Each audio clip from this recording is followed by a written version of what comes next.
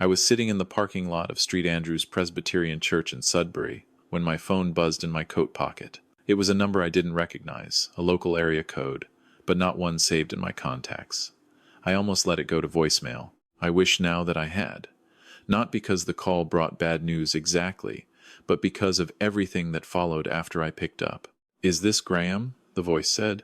It was a man, maybe late 40s, a bit out of breath. "It is," I said. "My name is Terry Kowalski. I'm the electrician you hired to rewire the workshop out back. I'm sorry to call you on a Sunday morning, sir, but look, I need you to come home, right now if you can. But please, don't bring anyone else with you. Come alone." I remember the way the morning light was sitting on the snow in the church parking lot. Everything was white and still and ordinary. And then it wasn't. My name is Graham Whitfield. I'm 61 years old. I live in a 2-story house on the edge of Sudbury, Ontario, on a half-acre lot that backs onto a tree line of spruce and birch. My wife, Diane, passed away 14 months before that phone call. She had been 57. The doctors said it was her heart. A sudden cardiac event. They called it as though naming it precisely could make it less devastating. We had been married for 31 years.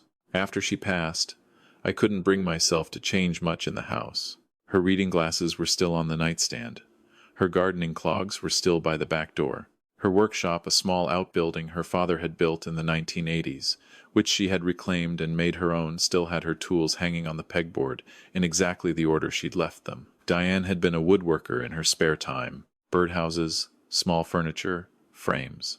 She had been precise and patient with wood. In a way, she'd been precise and patient with everything. The electrical in that workshop was old. The wiring dated back to her father's time, and 2 months prior, a breaker had started tripping whenever Diane's old table saw was powered on. It wasn't safe. A friend of mine at the Legion had recommended Terry Kowalski, said he was honest and didn't overcharge. I'd hired Terry the previous Thursday, given him a key to the workshop padlock, and told him to work at his own pace over the weekend. That Sunday morning I had dressed for church and driven the 12 minutes into town before Terry's call pulled me back. I told my brother-in-law, who had been sitting beside me in the car about to come inside, that something had come up at the house. He asked if everything was all right. I said yes. It was probably nothing, just something the electrician had flagged. He offered to come with me. I told him not to bother, that I'd call if I needed him. I didn't fully understand yet why Terry had said to come alone. But something in his voice, a certain tightness, a measured care, told me to listen. When I pulled into my driveway 20 minutes later, Terry was standing outside the workshop door with his hands in his jacket pockets. He was a broad-shouldered man with a gray beard and careful eyes. He nodded when I got out of the car. He waited until I had walked all the way over before he spoke. "I found something," he said quietly. "Inside the wall cavity, on the north side, behind the insulation. I want to show you before I say anything else." He led me inside. The workshop smelled of sawdust and cold and the slight chemical tang of wire insulation. Terry had pulled back a section of drywall about halfway up the north wall, exposing the old knob and tube wiring he'd come to replace. But beside the wiring, sitting inside the cavity as though it had been placed there deliberately and carefully, was a metal lockbox. The kind you'd find at a hardware store, gray, with a combination dial on the front. It wasn't loose in the wall, Terry said. It was set on a bracket someone had screwed into the stud. It was put there on purpose. I stood there in the cold workshop for a long moment, just looking at it. "I haven't touched it," Terry said. I thought you should see it the way I found it. I knew the combination before I even consciously decided I knew it. My wife had used the same 4-digit sequence for everything that required a code. Our oldest grandson's birthday. I crouched down in front of the lockbox, turned the dial, and the latch opened. Inside, there was a USB drive, a small notebook, the kind with a brown cardboard cover, the kind she used to keep in her apron pocket when she was working. And beneath those two things, a sealed envelope with my name written on the front in her handwriting. I sat down on the cold floor of that workshop, and I didn't move for a very long time. I didn't open the envelope that morning. I thanked Terry, paid him for the weekend's work, and asked him to finish the rewiring the following week. He asked if I was all right. I told him I honestly didn't know yet. He nodded, the way men from the north nod when they understand that some things don't have clean answers, and he left without another word. I respected him for that. I brought the lockbox inside and set it on the kitchen table. I made coffee. I sat across from it as though it might tell me something just by my staring at it. Diane had hidden that box before she died. She had screwed a bracket into the wall stud herself. She had placed it there, locked it, and sealed that wall over it. She had wanted it found eventually otherwise. Why leave anything at all? But she hadn't wanted it found casually. My wife had been a careful woman. She did not do things without reasons. I opened the notebook first. Diane's handwriting was small and even, the letters close together. She had been keeping notes, dated entries, going back almost 2 years before she died. The first pages were observational, small things she had noticed. A discrepancy in our joint investment account. A withdrawal she hadn't made and I hadn't made either, for $8,000. Described in the bank record as a transfer authorized. She had circled the word authorized and written a question mark beside it. She had brought this to our financial advisor, a man named Clifton Rao, who had been managing our retirement accounts for 11 years. According to the notebook, Clifton had told her it was a routine portfolio rebalancing fee, that it had been pre-authorized in their original contract. She had written, "He showed me a page in the original document. I don't remember signing anything like that. We'll check my copy." The next entry, 2 weeks later, "My copy of the contract doesn't have that clause." The page numbers skip. Pages 7 and 8 are missing from my copy. Clifton's version has a page 7A. I had to put the notebook down. I went to my filing cabinet in the spare bedroom and pulled out our copy of the original investment contract. I found it in less than 2 minutes. We were organized people, Diane and I. She had been right. Our copy went from page 6 to page 9. The numbering jumped. I had never noticed. I had signed that contract without noticing. Diane had noticed 14 months before she died, and she had started keeping records.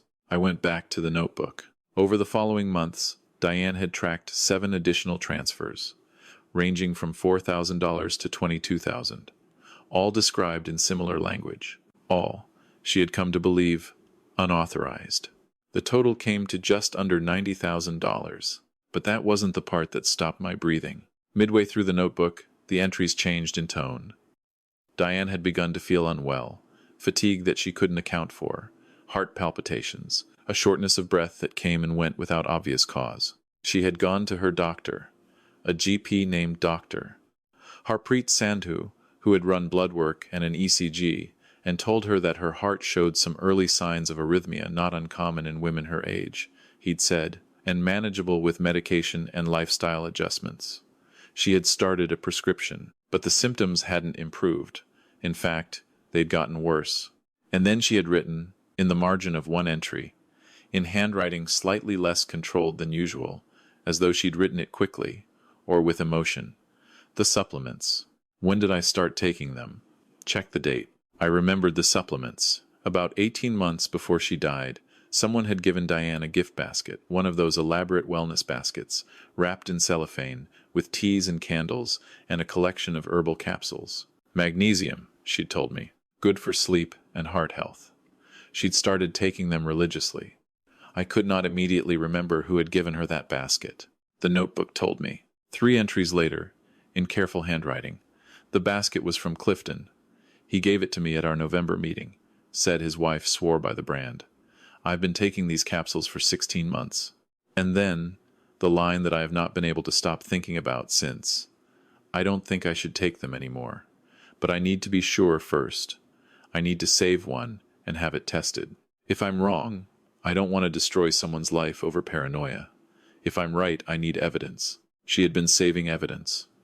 My wife, alone, quietly, without telling me, had been building a case. I turned to the last page of the notebook. The final entry was dated 11 days before she died. It read, "I have been too slow. I trusted the process too much. I should have gone to the police 6 months ago. Graham will find this. He will know what to do. I love him. I'm sorry I didn't tell him sooner. I was trying to protect him from the possibility that I might be wrong. I wasn't wrong." Dend. I sat at my kitchen table for a long time after reading that. The coffee had gone cold. The light through the window had shifted from morning white to the flat gray of a Sudbury afternoon in February. Then I picked up the USB drive. I don't own a laptop anymore. I'd given mine to my daughter when I retired, so I drove to my daughter Renata's house. Renata is 34 and lives 20 minutes away with her husband and my 2 grandchildren. I told her I needed to borrow her computer for a few hours, that it was related to her mother's estate. She asked me, with the careful worry she'd carried since Diane died, if everything was okay. I told her the truth. I didn't know yet, but I was going to find out. The USB drive contained 2 things: a folder of scanned documents, copies of bank statements, the investment contract, a printed email exchange between Diane and Clifton Rao, and a single audio file, 47 minutes long, recorded on her phone. It was Diane's voice. She was sitting across from Clifton Rao, in what I recognized, from ambient sound, as his office on Elm Street downtown. She had recorded the entire conversation without his knowledge. This was 4 months before she died. I want to be precise about what was on that recording, because precision matters here. Clifton did not confess outright. He was too careful for that. But when Diane raised the missing contract pages, when she laid out the transfer history, when she asked him directly whether the withdrawals had been properly authorized, his responses were not those of an innocent man. He deflected. He condescended. He told her she was misremembering the onboarding process. He told her that managing money was complex, and perhaps she should let him explain it to her husband. He suggested, twice, that stress and health issues could sometimes affect a person's clarity of recollection. And then, near the end of the recording, Diane said, "Clifton, I've had one of the capsules from that wellness basket tested. I want you to know that." There was a silence of about 4 seconds on the recording. Then Clifton said, "I think you should be careful about making accusations you can't support." Diane said, "I'm not making an accusation. I'm telling you what I've done." Clifton said, "You should talk to your doctor about your stress levels, Diane. Seriously, I'm concerned about you." And then the recording ended. 4 seconds of silence. That was his response to being told the capsules had been tested. Not confusion, not offense, not the natural response of someone who had simply given a friend a wellness gift with no ulterior motive.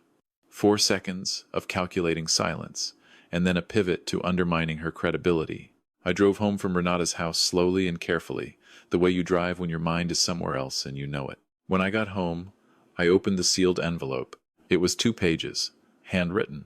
I won't reproduce all of it here because some of it is private, the kind of things a woman says to her husband of 31 years, when she believes she may be running out of time. But the relevant portion read, "I don't have proof that the capsules hurt me." The woman at the testing lab said the results were inconclusive, but notable. She found trace amounts of something she couldn't fully identify without more sophisticated analysis. I was going to take the results to a toxicologist, but I ran out of time and energy. The capsules are in the blue tin in the bottom drawer of my craft desk, the one that locks. The key is on my key ring, the small brass one you always asked me about. Please have them properly tested.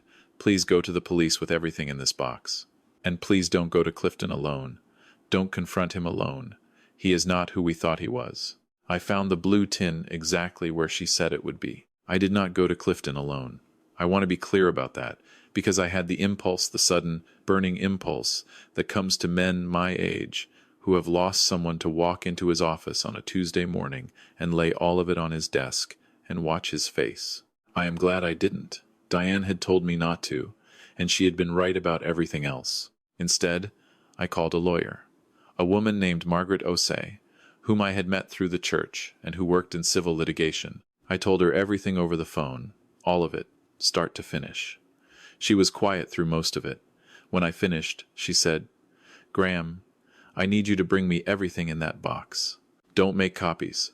Don't contact Clifton. Don't tell anyone except your immediate family." I asked her whether she thought Diane had been deliberately harmed. She paused for a moment and then said, "I think we need to let the proper people answer that question. But what you've described, if it's accurate, is serious. Seriously serious." I brought her everything the next morning. Margaret moved quickly. Within 10 days, she had connected with a detective at the Greater Sudbury Police Service, a woman named Detective Constable Irene Blay, who specialized in financial crimes. D.C. Blaze reviewed the documents, listened to the recording, and arranged for the contents of the blue tin to be sent to a forensic toxicology lab in Toronto. The results came back 6 weeks later.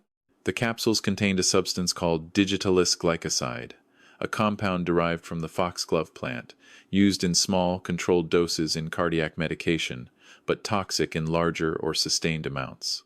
Prolonged ingestion can cause arrhythmia, fatigue, heart irregularities. In someone with no pre-existing heart condition, and Diane had had no pre-existing heart condition before she started taking those capsules, her medical records confirmed this. It can, over months, cause the heart to behave in ways that, to a general practitioner running a standard ECG, look like naturally developing cardiac disease. She had been poisoned, slowly, over 16 months, without knowing it.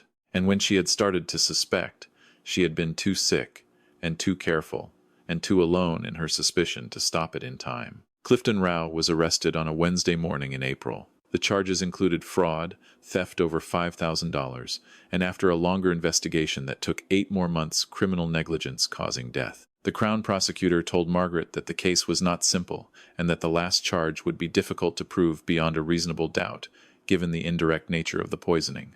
I understood that. I also understood that the process of justice is not always the same as the experience of justice, and that these two things can coexist without either one canceling the other out. What the investigation also revealed, and this is the part I have had the hardest time with, was that Clifton had not been alone. My wife's younger brother, a man named Patrick, had been in financial trouble for 3 years before Diane died. Gambling debts, the kind that don't go away on their own. The investigation turned up a series of cash deposits into Patrick's account, made over the same 16-month period during which Diane had been getting sick. Small amounts, $2,000 here, $1,500 there. They traced back, through a series of transfers, to an account linked to Clifton's wife. Patrick had told Clifton about the investment accounts. He had told him roughly how much was in them, and that Diane was the one who paid close attention to the finances. He had been, the detective said carefully, a facilitator. Whether he had known exactly what Clifton intended to do with the information, whether he had understood where this was going, that was harder to prove. He said he hadn't known. He said he had thought Clifton was simply going to redirect some funds, and that Diane might not notice, and that he, Patrick, had needed the money, and had told himself it was a loan he'd repay, and had not let himself think too hard about what he was really doing. I have known Patrick for 31 years. He held one of Diane's hands at the hospital. He spoke at her funeral. He is the reason I understand, now, why my wife hadn't told me. She had suspected him. She had written it in the notebook, a single careful line near the end. I think Patrick told someone about our accounts. I can't prove it yet, and I can't tell Graham. He and Patrick are close. It would destroy him before I know for certain. She had been protecting me, even while she was dying. Patrick was charged as an accessory after the fact. He pled guilty to a reduced charge in exchange for his cooperation with the prosecution against Clifton.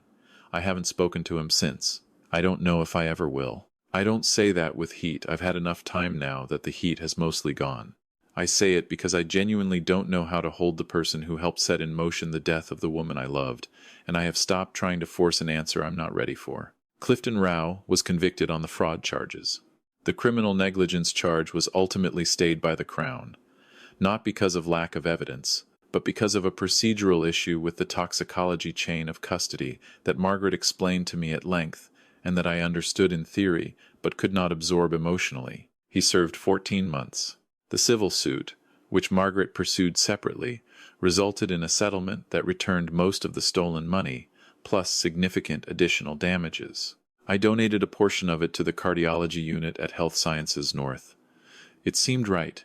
I still live in the house on the edge of Sudbury. Terry Kowalski finished rewiring the workshop, and I have started using it slowly, tentatively, the way you start using a space that belonged to someone else, someone you loved, and you are trying to decide whether using it is a way of honoring them or a way of letting them go. I have been making a birdhouse. It is not a good birdhouse, but Diane would have helped me make a better one, and somewhere in the act of making a bad one, I feel her presence more clearly than I do in a lot of other places. The envelope she left me, the 2 handwritten pages I have read many times now. There is a line near the end that I come back to most often. She wrote, "You always trusted people more easily than I did. I love that about you. Don't stop trusting people. Just be willing to look carefully at the ones who are very close." I have thought about that a great deal. About the difference between suspicion and discernment. About how loving someone, truly loving them, does not mean refusing to see what they're doing. About how the people most capable of hurting us are almost always the ones we have decided, in advance, that we trust completely. Diane had 31 years of evidence that I was a good man. She also had, in those final months, the hard-won clarity to see that someone close to us was not. She held both of those things at the same time, with grief and love and without bitterness, and she documented everything carefully and hid it in a wall and hoped that one day I would find it. She was right to trust that I would. If there is anything I would want someone to take from this, from the whole long, terrible arc of it, it is something that I believe Diane understood better than most people I have known.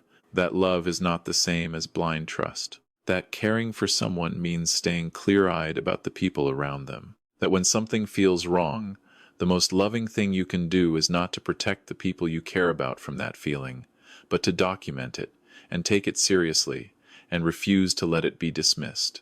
She did all of that. She did it alone, and sick, and frightened. And she did it because she loved me enough to want me to know the truth, even after she was gone. I think about her every day. I think about the little notebook in the workshop wall.